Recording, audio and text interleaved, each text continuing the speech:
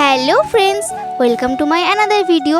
আজ আমি তোমাদের সাথে একটা সুন্দর জিনিস শেয়ার করব। এখন ফেসবুক খুলেই চারিদিকে শুধু দেখছি পুজোর শপিংয়ের ভিডিও, কে কি কিনলো না কিনলো। কিন্তু আমি তো আমার পুজোর কোনো শপিংয়ের ভিডিও তোমাদের সাথে শেয়ারই করতে পারছি না, কারণ পুজোতে তো আমার কিছু কেনাই হয়নি। পুজোতে কিছু না কেনার কারণ হচ্ছে এই যে দেখতে পাচ্ছ আমার হাতে যে বাক্সটা, এর মধ্যে রয়েছে একটা সোনার ব্রেসলেট, যেটা কিনা লাস্ট 2-3 বছর ধরে আমি আমার মাকে বলছিলাম কিনে দেওয়ার জন্য।